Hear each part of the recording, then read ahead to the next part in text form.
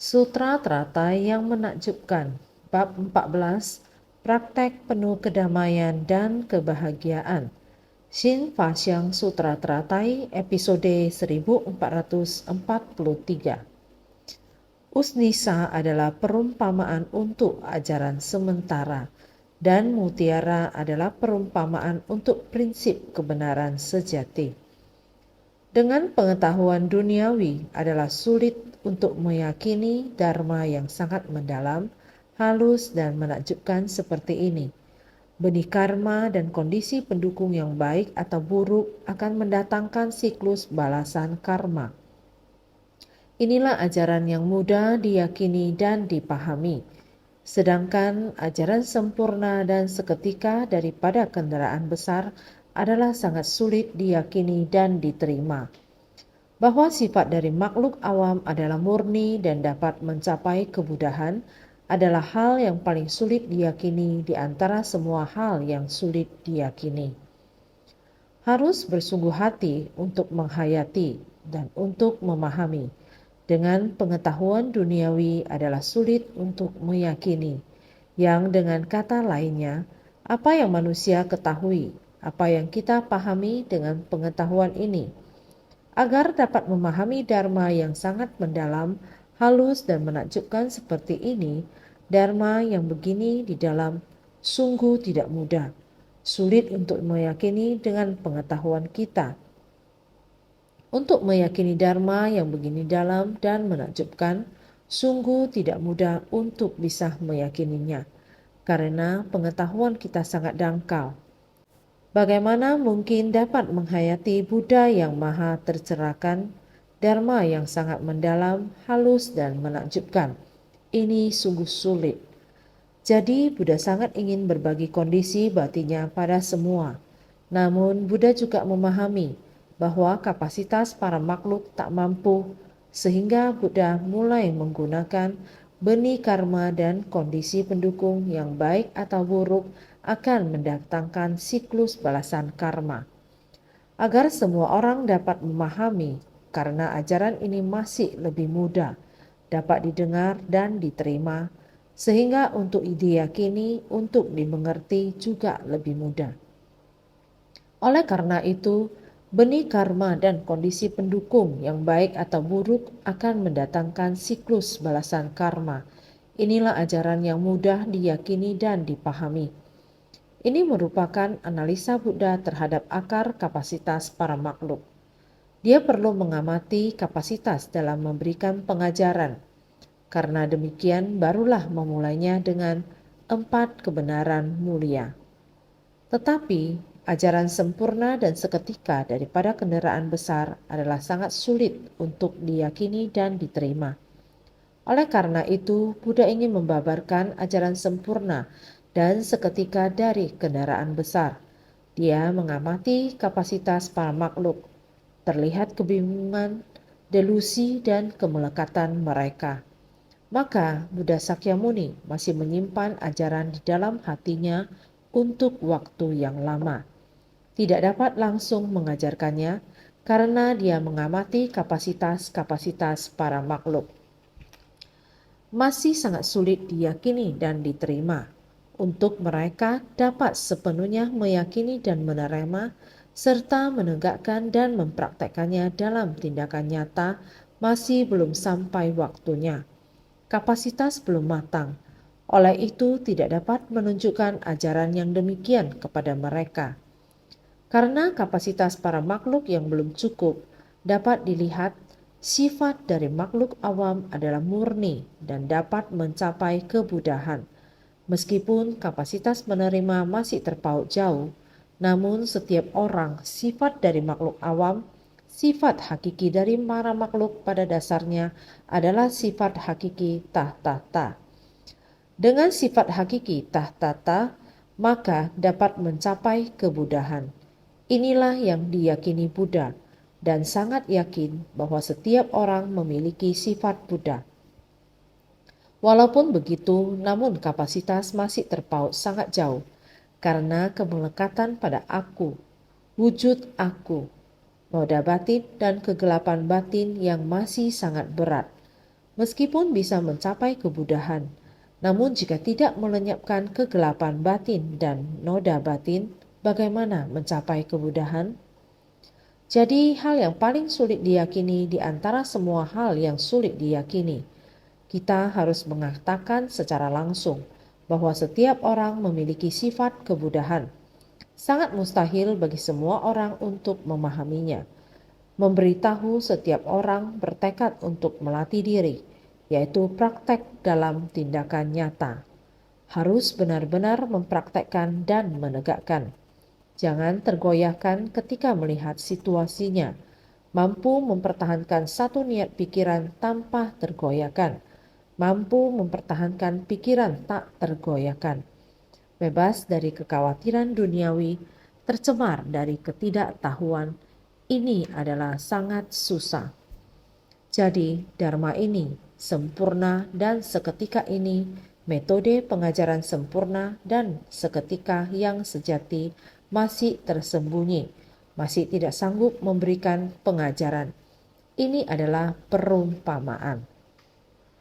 Hanya raja yang memiliki sebutir mutiara di atas puncak kepalanya.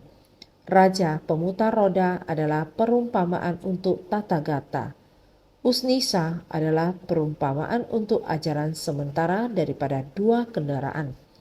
Mutiara adalah perumpamaan untuk prinsip kebenaran sejati daripada kendaraan tunggal. Mutiara pada Usnisa adalah seperti prinsip kebenaran yang tersembunyi dalam ajaran sementara. Selama beberapa waktu ini, selalu ingin semua orang mengenal mutiara ini. Lihatlah, sebelumnya selalu dikatakan Raja Pemutar Roda. Beliau melihat negeri-negeri kecil mempersiapkan pasukannya untuk menyerbu. Beliau akan mengirimkan pasukan untuk menundukkan mereka. Terdapat prestasi di setiap pertempuran. Satu persatu diberikan hadiah. Hanya ada satu benda yang belum dikeluarkan. Seperti Sang Buddha menggunakan Dharma memberi bimbingan dengan sabar dan secara sistematis. Memutar roda batin setiap makhluk. Kondisi batin setiap orang berada dalam ketidaktahuan. Sebab kondisi luar tiada henti mengkloning kegelapan batin dan kerisauan. Sang Buddha karena jalinan jodoh dari satu tujuan utama. Satu tujuan utama ini cloning dari kegelapan batin ini.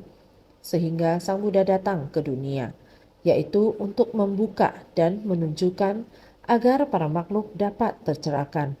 Kembali ke sifat hakiki yang murni.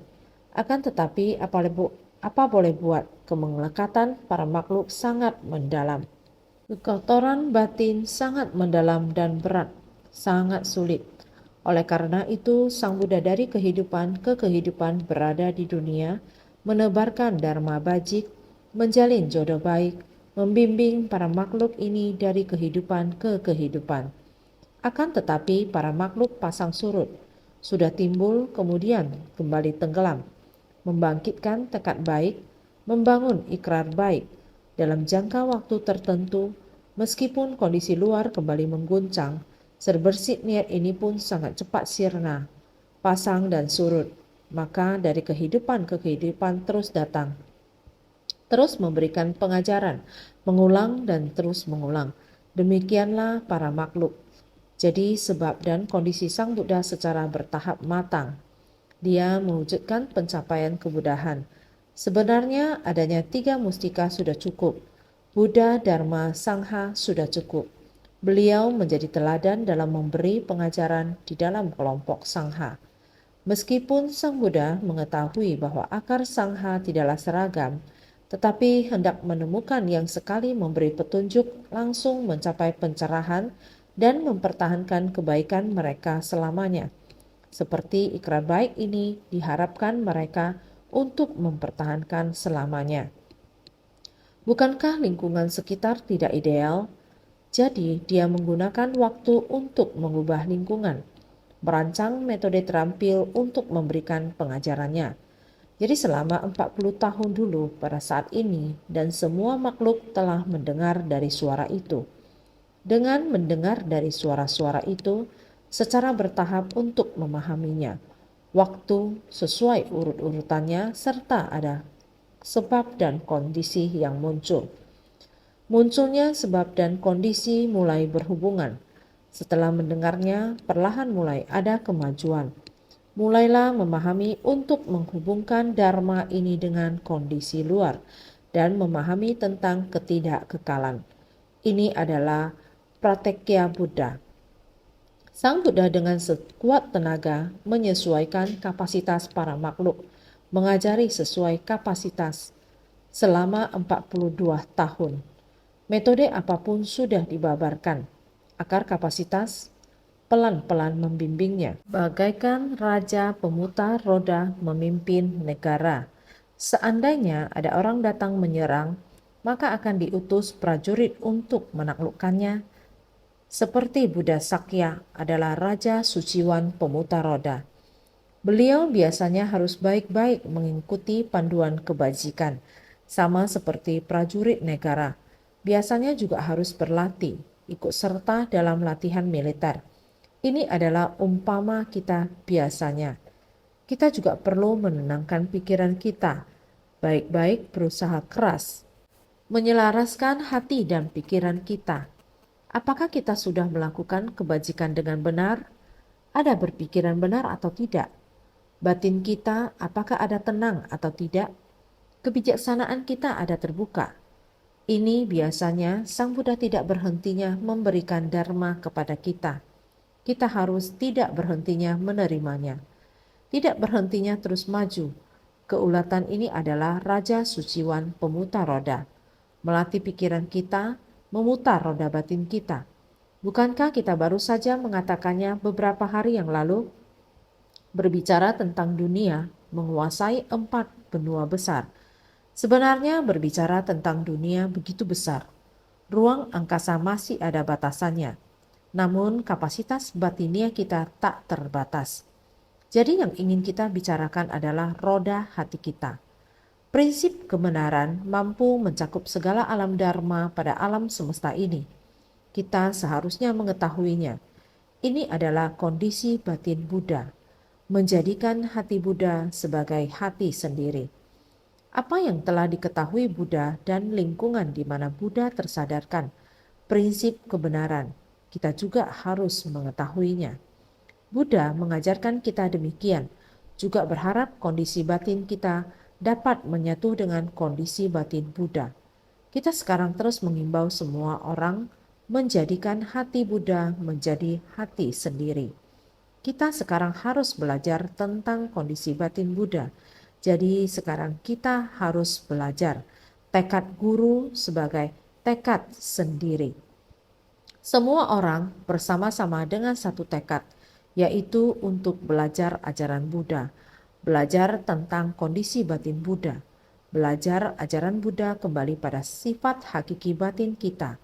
Jadi hanya ada satu jalan, yaitu prinsip kebenaran yang halus dan menakjubkan. Dharma yang halus dan menakjubkan yang mendalam adalah demikian, bukan dengan pengetahuan manusia duniawi yang dapat meyakininya. Oleh karena itu, kita harus giat bersemangat tanpa henti melatih kita sendiri agar dapat tercapai menjadikan hati Buddha sebagai hati sendiri. Kondisi Buddha adalah kondisi kita sendiri. Namun kita saat ini sangat jauh dari kondisi Buddha. Jadi di kehidupan sehari-hari kita harus giat bersemangat. Kita harus mempraktekkan dharma benar. Praktek dharma benar, pemikiran benar, kondisi samadhi dan konsentrasi ini. Hati kita harus fokus di tempat ini baru dapat mengembangkan kebijaksanaan. Alam ini masih sangat jauh. Mari kita kembali lagi untuk membangkitkan ikrar agung. Kita semua bersama-sama satu sama lain harus maju. Oleh sebab itu, tekad guru sebagai tekad sendiri. Kita harus mengikuti tekad pikiran Buddha. Kita harus terus mengejar dengan pikiran yang sama. Zaman Buddha juga seperti ini. Untuk membangkitkan pikiran setiap orang sehingga setiap orang dapat membangkitkan kebijaksanaannya. bukan hanya pengetahuan, tetapi juga kebijaksanaan. Bukan pengetahuan, ubah pengetahuan menjadi kebijaksanaan. Ubahlah pengetahuan menjadi kebijaksanaan.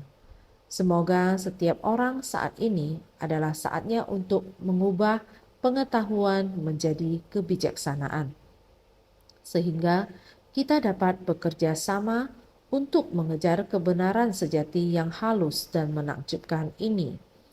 Buddha juga telah menggunakan waktu 40 tahun lebih, memberi bimbingan dengan sabar dan secara sistematis. 42 tahun kemudian, Buddha juga semakin tua. Buddha memahami hukum sebab dan kondisi. Meskipun kapasitas mereka belum seragam atau dewasa, pada akhirnya dia harus mengajarkan dharma ini kepada mereka. Maka hanya raja yang memiliki sebutir mutiara di atas puncak kepalanya. Raja pemutar roda adalah perumpamaan untuk Tathagata. Seperti halnya raja pemutar roda Dharma adalah seorang raja yang menguasai dunia manusia. Pada zaman dahulu, orang-orang memanjangkan rambutnya. Sampai pada saat mencapai suatu status kedudukan atau usia, rambut mereka akan diikat. Ikatan rambut disimpulkan di atas kepala disebut jambul rambut. Usnisa adalah perumpamaan untuk ajaran sementara daripada dua kendaraan, melambangkan ajaran Tathagata. Jambul rambut adalah perumpamaan ajarannya. Buddha ingin mendidik umat manusia berdasarkan kapasitas para makhluk.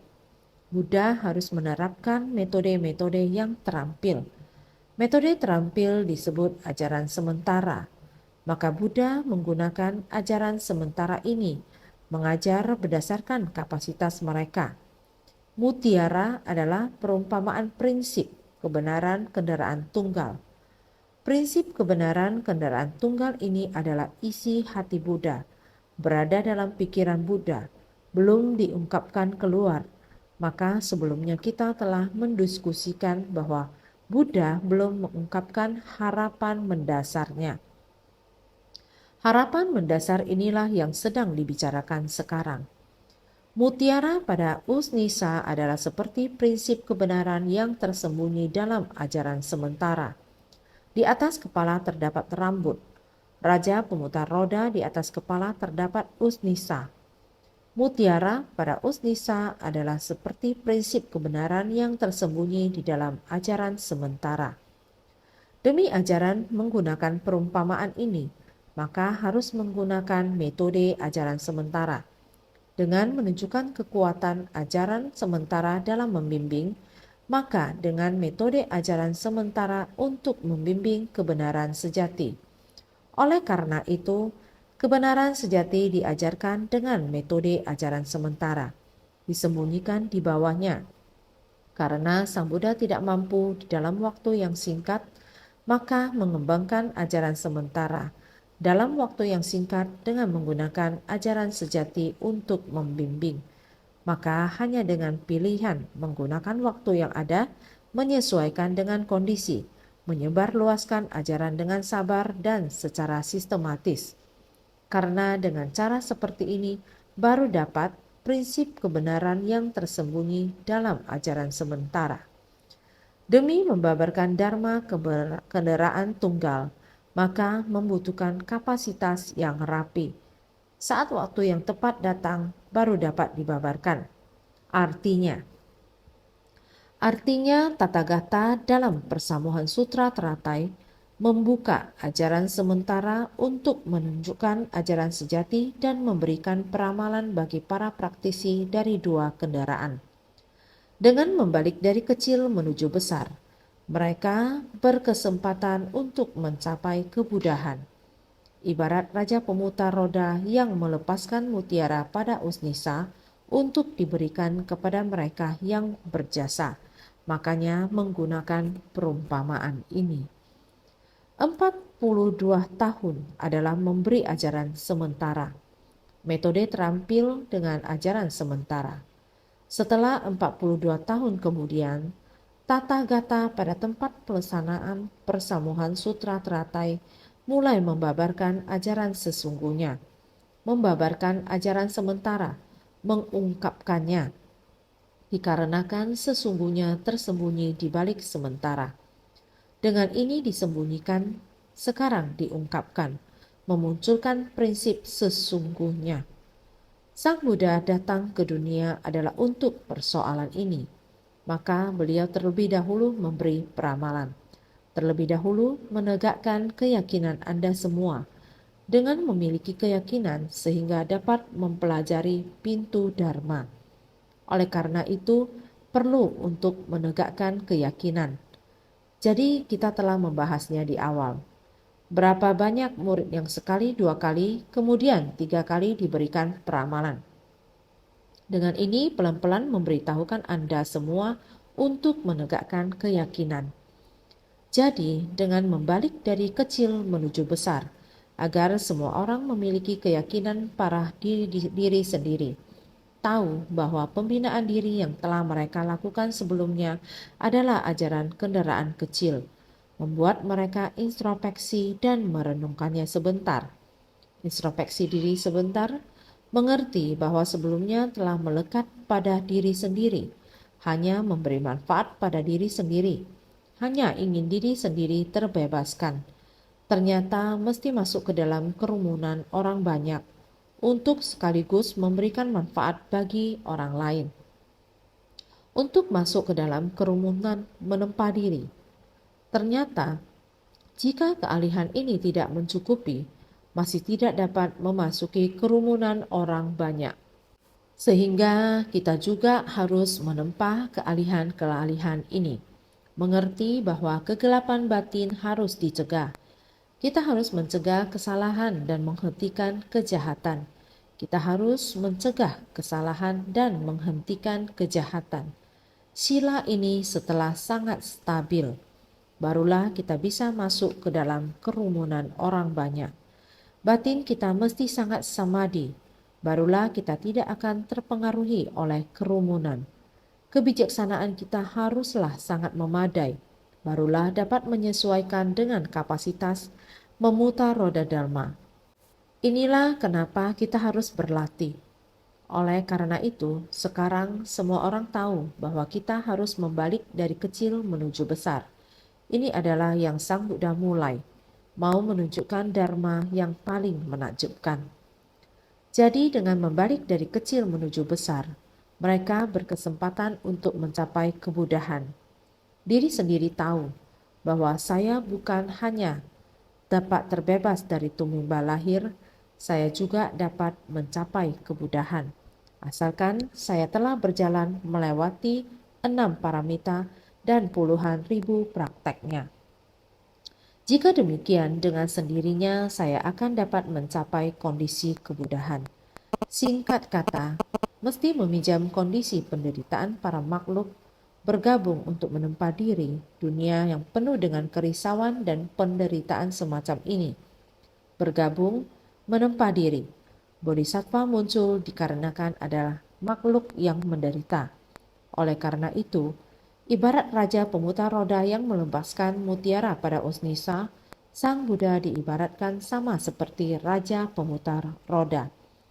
Beliau pada saat itu memberikan penghargaan berdasarkan pencapaian. Pada puncak kepalanya terdapat sebutir mutiara yang masih belum ia berikan kepada orang lain. Satu-satunya mutiara yang berkilau ini adalah untuk mereka yang benar-benar layak, baru bisa untuk memperoleh mutiara ini. Oleh karena itu, Raja Pemutar Roda juga sedang menunggu kesempatan ini. Hanya ketika seseorang siap untuk mengambil alih tahtanya, baru akan memberikan mutiara ini kepada orang tersebut. Oleh karena itu, untuk diberikan kepada mereka yang berjasa, makanya menggunakan perumpamaan ini. Mutiara itu harus diberikan kepada mereka yang paling berjasa, yaitu orang yang membina diri, yang benar-benar dapat memahami ajaran Buddha, sehingga kondisi batin kita benar-benar dapat menyatu dengan kondisi batin Buddha dan memiliki esensi yang sama dengan alam semesta. Proses ini sama seperti para bodhisattva. Bodhisattva Dharma Kaya. Kondisi seperti ini secara alami dapat mencapai kemudahan dan menjadi satu dengan alam semesta. Inilah yang membutuhkan kita untuk benar-benar berusaha dengan keras dan bersungguh hati. Segala kondisi ini, jika kita dapat menghayatinya dan memahaminya, maka untuk prinsip kebenaran selanjutnya, kita akan lebih memiliki pemahaman yang lebih jelas. Selangkah demi selangkah kita akan semakin dekat dengan Dharma, karena Tathagata mulai menerapkan Dharma untuk memberikan kesaksian kepada kita. Kita harus lebih bersungguh hati. Naskah sutra selanjutnya. Para jenderal dari Tathagata yang terdiri dari para makhluk luhur dan para makhluk suci, lalu berperang dengan mereka. Ketika mereka menggapai keberhasilan, hatinya juga sukacita. Kepada 4 kelompok murid, membabarkan semua sutra, membuat mereka bergembira di dalam hati. Sutra Teratai bab 14, praktik penuh kedamaian dan kebahagiaan. Dalam naskah sutra sebelumnya, Tathagata di antara para makhluk luhur dan para makhluk suci, yaitu para makhluk dari kendaraan kecil, kendaraan tengah, dan kendaraan besar, diajari sesuai dengan kapasitas dan ketekunan mereka. Berapa banyak kerisauan dan kekotoran batin mereka yang sudah dilenyapkan? Saat mereka masuk ke tengah orang banyak, apakah mereka harmonis dalam interaksinya? Apakah jodoh yang terjalin itu baik dan buruk dan sebagainya? Sang Buddha mengamati kapasitas mereka untuk melihat apakah mereka sudah melakukan pelatihan diri ke dalam dan keluar, dan apakah mereka dilengkapi oleh kebajikan. Bagi mereka yang dilengkapi oleh berkah, kebajikan, dan jalinan jodoh, Sang Buddha memuji orang-orang ini satu persatu. Ketika seseorang memperoleh pencapaian, Sang Buddha akan memberikan pengakuan dan memberikan hadiah sesuai dengan pencapaiannya. Kemudian Buddha akan terus mengajari dan memberikan analisa agar mereka tahu tindakan kamu ini benar. Namun kami harus menganalisa lebih lanjut. Membantu orang adalah hal benar. Namun kamu harus mempertimbangkan. Sama seperti yang selalu kita bahas mengenai masalah pengungsi. Ini berlaku bagi begitu banyak bencana di dunia. Sebagai bodhisattva hidup, kita harus semakin kuat. Namun ketika relawan keluar untuk menolong orang lain, kita harus penuh hati memastikan keselamatan mereka. Hanya dengan keselamatan diri sendiri, barulah kita bisa menolong orang lain. Inilah yang harus kita perhatikan sepenuh hati setiap saat. Apa yang kamu lakukan adalah benar, namun kamu mesti mempertimbangkan ini. Beginilah bagaimana kita menjaga keselamatan. Ketika kita mencari cara untuk menolong orang lain, ketika kita menolong mereka yang menderita, dan orang yang menolong juga selamat, semua orang akan penuh sukacita. Dharma ini semua prinsipnya sama. Oleh karena itu, sebab dan kondisi, benih karma dan kondisi pendukung yang baik atau buruk akan mendatangkan siklus balasan karma. Ini semua sedang menyebutkan kondisi ini. Kondisi ini amat sederhana. Bila kita hendak melakukannya, maka dapat dijalankan. Tergantung dari benih sebab apa yang kita ciptakan dan apa saja yang kita alami selama prosesnya. Ini akan menghantarkan kita kepada hasil akhirnya. Demikian lebih mudah dipahami. Maka pemberian hadiah berdasarkan prestasi dari makhluk suci dan luhur atau Buddha ingin mengetahui kondisi batin mereka sampai tingkatan apa dan seberapa banyak ajaran yang diterima mereka. Ini yang senantiasa hendak Buddha pahami. Ketika mereka menggapai keberhasilan, hatinya juga bersukacita.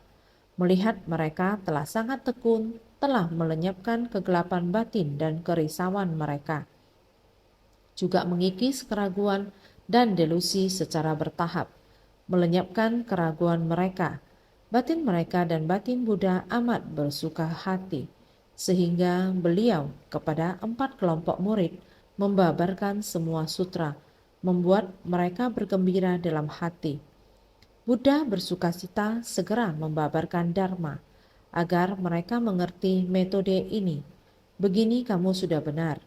Kalau seperti itu, kamu masih ada kekurangan, harap dapat diperbaiki dan hendak menambahkan ajaran ini. Dengan demikian, Buddha membabarkan sutra lagi agar hati semua orang senang dan bersukacita. Jadi, menghadiahkan samadhi pembebasan, menghadiahkan lagi samadhi pikiran benar dan konsentrasi benar, dan bagaimana cara menjalankannya. Dengan mempertahankan ajaran ini, konsentrasi benar ini, menghadiahkan samadhi, pembebasan, akar, dan kekuatan tanpa kebocoran, serta kekayaan dari segala dharma. Kemudian juga menghadiahkan kota nirvana dan menyampaikan bahwa mereka telah mencapai pemadaman dan pembebasan, serta membimbing pikiran mereka dan membuat semuanya bersukacita, namun tidak juga membabarkan sutra teratai kepada mereka. Sutra teratai bab 14, praktek penuh kedamaian dan kebahagiaan. Tanpa mengalami sesuatu masalah, kita tidak dapat menumbuhkan kebijaksanaan kita. Agar setiap orang semakin banyak melakukan sesuatu, semakin kita bertumbuh dalam kebijaksanaan, prinsip yang sama, sehingga terus hingga samadhi, pembebasan, akar, dan kekuatan tanpa kebocoran. Kita terus-menerus memahami satu hal demi satu hal. Terhadap Buddha Dharma juga demikian. Kita bisa tanpa mengalami kebocoran. Sila, samadhi, prasna, keyakinan, ikrar, dan praktek. 6 paramita dan segala prakteknya. Semua ini kita secara bertahap menjalankannya. Apa yang kita dapat ini disebut kekayaan Dharma. Kemudian juga menghadiahkan kota nirvana. Setelah kita menjalani jalan yang stabil ini, akan membuat batin dan hati kita menjadi damai dan sangat leluasa. Ini adalah kota nirvana, tenang, hening, dan murni, disebut sebagai kota nirvana. Jadi mencapai pembebasan serta membimbing pikiran mereka. Jika bisa demikian, hati kita akan murni dan kosong. Ini adalah kebahagiaan terbesar, tidak memiliki kerisauan, adalah paling damai, leluasa, dan sukacita. Namun tidak juga membabarkan sutra teratai kepada mereka. Dulu adalah demikian. Selangkah demi selangkah membuat kita mengikuti metodenya. Namun dharma yang paling dalam dan menakjubkan masih belum dibabarkan. Sebelum 42 tahun, semua orang merasa damai dan tenang. Setelah menapaki jalan pelatihan diri ini, jalan kerisauan dan kebodohan kita telah dilenyapkan. Sudah secara bertahap memasuki jalan menuju sifat pencerahan mereka. Oleh karena itu, naskah di bawah ini selanjutnya menyampaikan lagi. Manjusri, seperti raja pemutar roda yang melihat di antara pasukannya ada yang berjasa besar, hatinya sangat bersukacita. Mutiara yang sulit dipercaya ini, di mana telah lama berada pada usnisanya dan tidak sembarangan diberikan pada orang, namun sekarang diberikan kepada mereka. Sutra Teratai bab 14, praktek penuh kedamaian dan kebahagiaan. Mulailah mutiara yang sulit dipercaya ini. Perumpamaannya mendalam dan sulit untuk dibayangkan. Kita harus memahami terlebih dahulu mutiara ini. Ini adalah sangat sulit untuk diperoleh. Ini adalah perumpamaan untuk makna yang sangat mendalam, halus, dan menakjubkan ini. Mutiara yang sulit dipercaya adalah perumpamaan untuk sutra teratai yang sangat mendalam, sulit dibayangkan, sulit dipercaya, dan sulit dipahami. Perumpamaan untuk rahasia yang terkandung dalam mutiara pada usnisa sekarang telah diberikan. Perumpamaan untuk sutra teratai yang telah lama disembunyikan dan selama ini belum pernah dibabarkan, sekarang akan dibabarkan secara luas. Sutra teratai adalah seperti mutiara ini. Perumpamaan untuk rahasia yang terkandung di dalam mutiara pada Usnisa sekarang telah diberikan. Ini sudah sangat lama tersembunyi secara mendalam. Tidak ada orang yang tahu. Dinamakan telah lama disembunyikan, tidak ada orang yang tahu. Sudah sangat lama sekali. Jadi perumpamaan sutra teratai yang telah lama disembunyikan sudah selama 40 tahun lebih masih belum muncul. Ini sudah sangat lama sekali.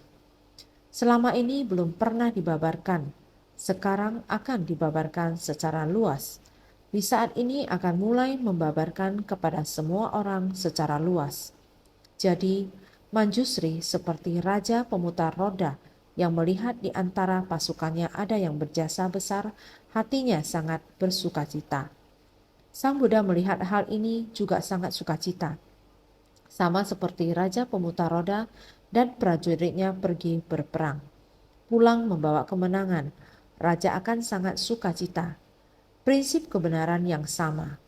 Jadi raja pemutar roda adalah perumpamaan Tathagata. Melihat para pasukan berhasil menang, hati raja sangat sukacita, yaitu raja dari pikiran. Raja dari pikiran kita itu sangat sukacita, sama seperti raja sebuah negeri bersukacita, ataupun Buddha bersukacita, ataupun kita telah mengikis kerisauan dan kegelapan batin. Sukacita yang nyaman dan leluasa. Ini adalah dari dalam hati, raja dari pikiran kita. Karena kita dunia batin kita sendiri, tanah dari batin kita. Tiga alam juga ada di dalam sebuah hati. Manjusri, seperti raja pemutar roda yang melihat di antara pasukannya ada yang berjasa besar, hatinya sangat bersuka cita. Raja pemutar roda adalah perumpamaan untuk Tathagata. Melihat para pasukan berhasil menang, hati raja sangat bersukacita. Para pasukan yang berjasa besar adalah perumpamaan kalau pasukan dari para makhluk luhur dan makhluk suci telah menaklukkan semua mara, telah mengikis 3 racun batin dan terbebas dari 3 kelompok alam. Para pasukan yang berjasa besar adalah perumpamaan kalau pasukan dari para makhluk luhur dan makhluk suci. Makhluk luhur dan makhluk suci adalah para Sravaka, Pratekya Buddha, dan mereka yang baru saja mengembangkan hati Bodhisattva. Ini yang disebut makhluk luhur dan makhluk suci yang sudah menundukkan mara secara bertahap. Setan mara kerisauan sudah kita tundukkan secara perlahan-lahan. Jadi telah mengikis 3 racun batin dan terbebas dari 3 kelompok alam. Kerisauan dan ketidaktahuan kita tidak terlepas dari keserakahan, kebencian, dan ketidaktahuan. Karena adanya keserakahan, kebencian, dan ketidaktahuan, maka akan disertai dengan kesombongan dan keraguan. Begitu kita melenyapkan keserakahan, kebencian, dan ketidaktahuan, kesombongan dan keraguan juga akan lenyap dan akan menghilang. Jadi, bagaikan raja pemutar roda diumpamakan terhadap mereka yang berjasa besar, terus giat dan tekun melatih dan menegakkan segala dharma bajik tanpa pernah bermalas-malasan, sehingga dapat menyempurnakan karma baik mereka. Mengirimkan pasukan dan jenderal untuk menaklukkan adalah strategi dalam memadamkan kekacauan, seperti dalam perumpamaan raja pemutar roda. Terhadap orang yang telah berjasa besar, memimpin pasukan menaklukkan musuh-musuhnya, melatih dan menegakkan segala dharma bajik. Artinya mereka terus-menerus menegakkan dharma bajik. Melatih dan menegakkan segala dharma bajik tanpa pernah bermalas-malasan. Artinya, di dalam latihan, para jenderal dan tentara ini terus-menerus melatih diri mereka. Mereka sangat tekun dan rajin. Dapat menyempurnakan karma baik mereka. Sudah melenyapkan segala sesuatu yang bertentangan dengan dharma. Juga harus melenyapkan segala sesuatu yang tidak baik. telah kita lenyapkan sepenuhnya, sehingga mencegah kesalahan dan menghentikan kejahatan. Kesalahan itu adalah sesuatu yang tidak benar atau salah. Kita juga sudah tidak akan masuk ke dalam batin kita kembali. Oleh karena itu, saat itu, karena demikian dapat menyempurnakan karma baik mereka. Dengan demikian kita memahami praktek 6 paramita. Kita sudah memahami bagaimana cara mempraktekkan 6 paramita. Oleh karena itu, mengirimkan pasukan dan jenderal untuk menaklukkan adalah strategi dalam memadamkan kekacauan. Kita hendaknya seperti pasukan ini. Sebelum kerisauan muncul, kita hendaknya selalu memonitor dan menginspeksi batin kita, sehingga batin tidak menciptakan kekacauan. Dengan melakukan pelatihan diri, kita akan paham segala masalah dengan jelas. Dengan menggunakannya dalam kehidupan kita sehari-hari, kita hendaknya memperhatikan batin. Apabila kita bertemu dengan sesuatu yang tidak kita pahami atau setujui, dengan cepat pikiran kita akan muncul sebersit niat pikiran yang membawa atau menyerang kita ke sana atau kekacauan. Apabila kita tidak menjaga batin kita dengan baik, apabila kita tidak dapat mencegah kesalahan, tidak mencegahnya, apabila pikiran ini menyerang kita, kita hendaknya pergi berperang. Oleh karena itu, kita harus sering-sering membawa pasukan untuk berpatroli dan berjaga-jaga di tempat itu. Ini dinamakan strategi dalam memadamkan kekacauan.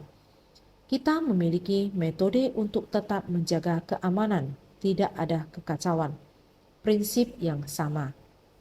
Oleh karena itu, perumpamaan untuk keberhasilan dalam menyelenyapkan delusi dan menghapus kegelapan batin dalam permasalahan dan prinsip dapat membuat keputusan tegas.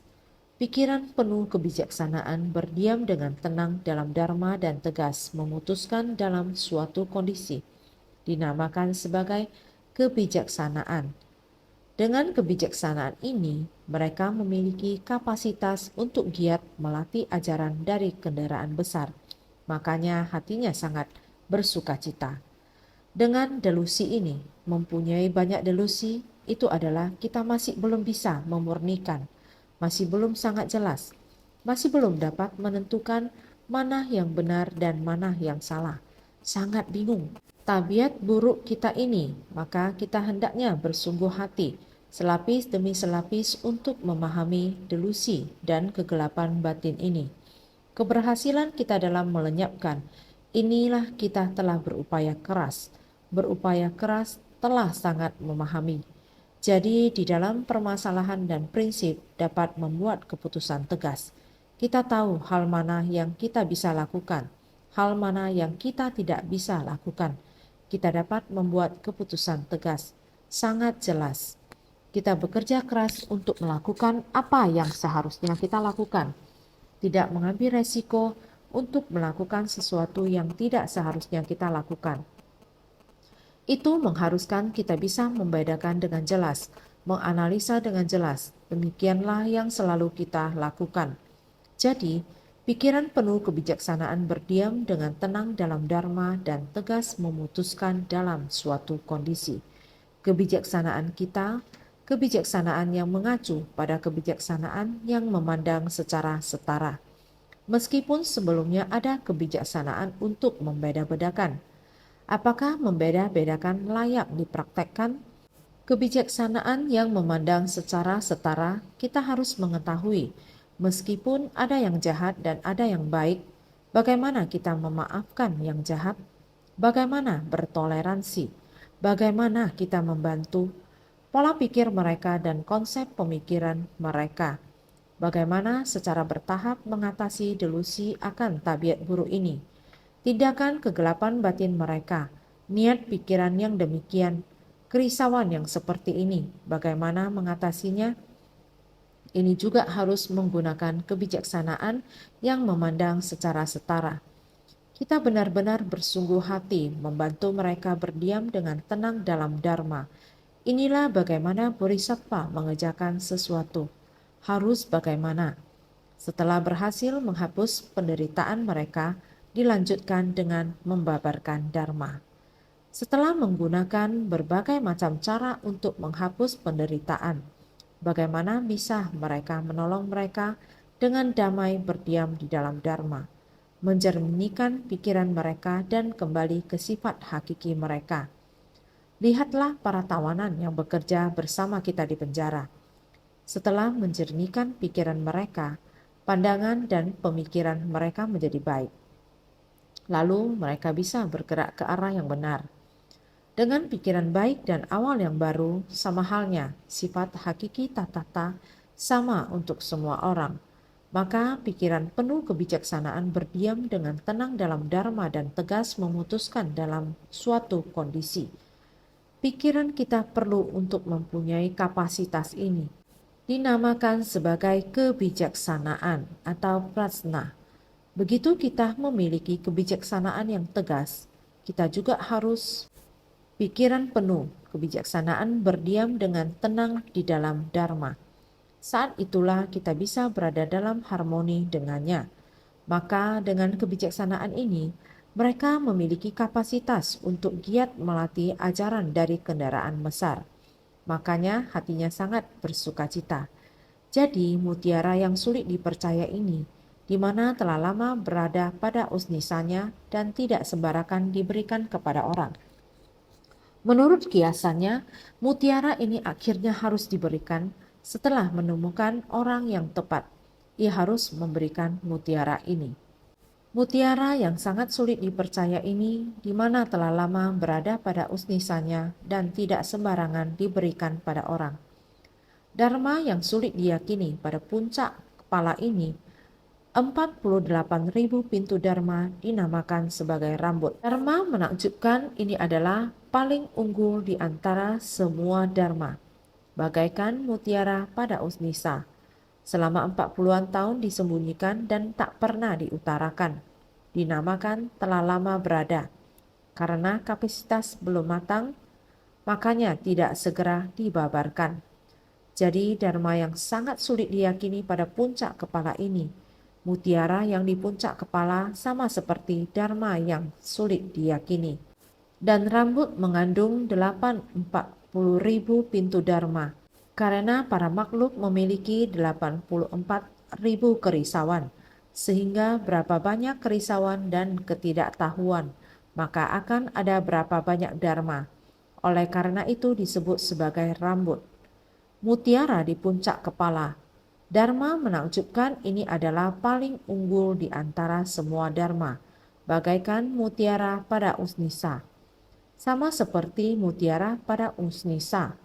Untuk mengumpamakan, selama 40-an tahun disembunyikan dan tak pernah diutarakan.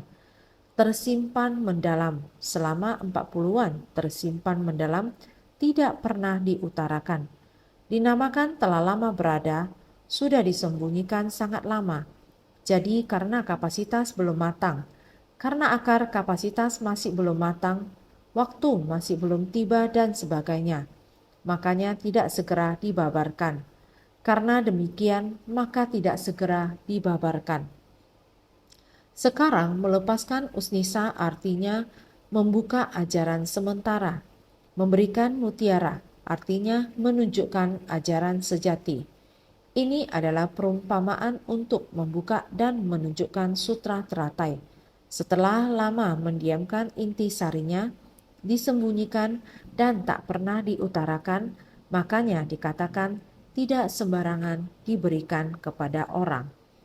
Sekarang melepaskan usnisa artinya membuka ajaran sementara. Sekarang ingin mengeluarkan mutiara itu, sama seperti roda pemutar roda ingin mengeluarkan mutiara itu. Itu sama seperti Buddha, mulai ingin membabarkan ajaran sejati ini, ingin menampakkannya, membuka ajaran sementara untuk menampakkan ajaran sejati. Ini adalah perumpamaan membuka dan menunjukkan sutra teratai. Dengan membuka dan menunjukkan sutra teratai, setelah lama mendiamkan inti sarinya, disembunyikan dan tak pernah diutarakan. Dulu sudah sangat lama terus disembunyikan dalam batin, disembunyikan dalam pikiran. sudah sangat lama tidak pernah diutarakan, dikatakan tidak sembarangan diberikan pada orang. Meskipun masih belum pernah diutarakan, namun ini adalah harapan mendasar Sang Buddha untuk datang ke dunia, yakni demi hal ini, datang untuk membuka, menunjukkan, memahami, dan memasuki. Tetapi setelah sangat lama, sudah lama tersimpan, disembunyikan di dalam batin, namun tidak pernah lupa untuk memberikan kepada orang, juga tidak mudah untuk memberikan kepada orang. Oleh karena itu, beliau akan mengingatnya selamanya, juga dengan baik-baik untuk memilih orang yang tepat. Ini adalah keajaiban dari sutra ini. Namun sekarang diberikan kepada mereka. Sekarang di puncak burung nasar, kapasitas telah matang dan waktunya sudah tepat. Mengamati ini, makanya diberikan. Sehingga sekarang di puncak burung nasar, waktu tidak dapat ditunggu lagi. Kapasitas hampir matang, sehingga waktunya telah tepat. Mengamati ini, makanya diberikan. Setelah dilihat, memutuskan untuk membabarkannya. Sehingga naskah yang berikutnya ini. Demikian pula dengan Tathagata, adalah Maharaja Dharma di dalam 3 kelompok alam yang menggunakan Dharma untuk mengajar dan membimbing semua makhluk. Sutra Teratai Bab 14, Praktek Penuh Kedamaian dan Kebahagiaan. Tathagata juga demikian. Demikian pula dengan Tathagata. Tathagata dan seterusnya adalah sesuai dengan yang berjasa besar. Ketika Tathagata membabarkan Dharma, para makhluk menerima ajaran sesuai kapasitas. Juga seperti Raja Pemutar Roda yang memberikan hadiah sesuai jasa masing-masing. Dharma yang diterima sesuai kapasitasnya. Jalan ini dapat dilaluinya, membimbingnya berjalan demikian. Tenaga kakinya cukup, memberi petunjuk kepadanya untuk menapaki jalan ini. Juga seperti Raja Pemutar Roda yang memberikan hadiah sesuai jasa masing-masing. Adalah Maharaja Dharma di dalam 3 kelompok alam yang menggunakan Dharma untuk mengajar dan membimbing semua makhluk. Adalah raja daripada ajaran dalam kendaraan besar, dengan Dharma tanpa kebocoran mengajar dan membimbing semuanya. Buddha adalah Maharaja Dharma di dalam 3 kelompok alam, sehingga dengan Dharma ini mengajar dan membimbing semua makhluk. Sehingga ini adalah ajaran dalam kendaraan besar. Sutra ini dinamakan Raja dari segala sutra, dengan Dharma tanpa kebocoran, mengajar dan membimbing semuanya. Ini adalah Buddha membabarkan Dharma di dunia. Menunggu jalinan jodoh untuk membabarkan sutra ini. Telah menunggu 40 tahun lebih. Sekarang tidak bisa tidak membabarkannya lagi. Walau kapasitas yang bagaimanapun, Dharma ini harus dibabarkan. Sehingga ini adalah yang terakhir, mencakup segala Dharma yang menakjubkan.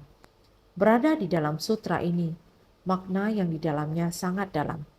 Perlu kita semua orang menggunakan pikiran yang benar, praktek Dharma yang benar. Harus bersungguh hati, ketenangan hati, hati yang bijaksana. Baik-baik merenungkan arti dari Dharma ini. Kita harus mengubah kesadaran menjadi kebijaksanaan. Pengetahuan diubah menjadi kebijaksanaan. Baru dapat menahankan dan menerima sutra ini. Dharma baru bisa selalu masuk ke dalam batin. Sehingga orang yang menekuni ajaran Buddha, kita harus senantiasa bersungguh hati. Toyong Shin.